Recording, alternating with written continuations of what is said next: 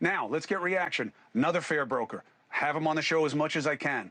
Democratic member of Congress from California, leader in the Democratic Party, Khanna. Raises a lot of money because a lot of people trust him. What do you make of what you're hearing from Lindy Lee and what we don't need Lindy for, which is you guys gave a lot of money to people who usually do stuff for free?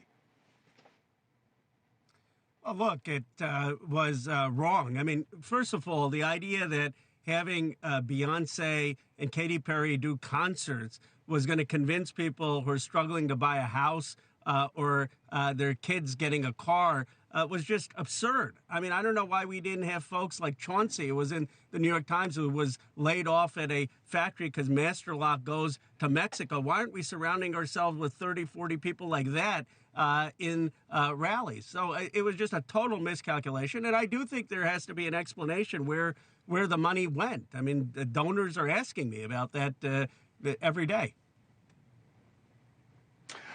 You do a good job of balancing woke and broke, as I'm calling it now, that you got to care about the economics that are motivating people's perceptions, and you can still protect minorities and care about how we treat each other in our cultural mores. How did you guys get the balance wrong? And do you believe that people understand that in your party?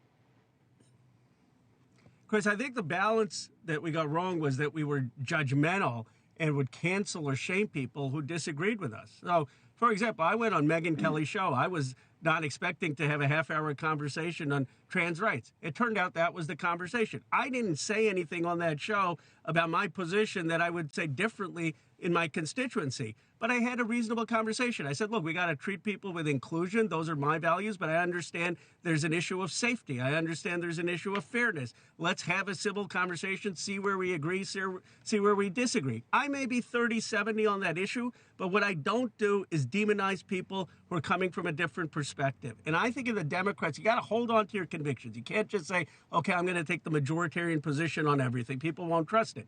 Hold on to your convictions, but be reasonable, thoughtful, not cancel people, and then lead on the economics. And I think that's the winning formula for the party.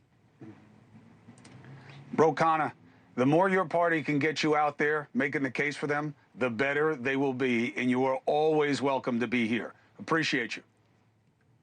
Appreciate it, Chris. Hey, thanks for watching. Go to joinnn.com to find NewsNation on your screen. And don't forget, click the red subscribe button below to get more of NewsNation's fact-driven, unbiased coverage.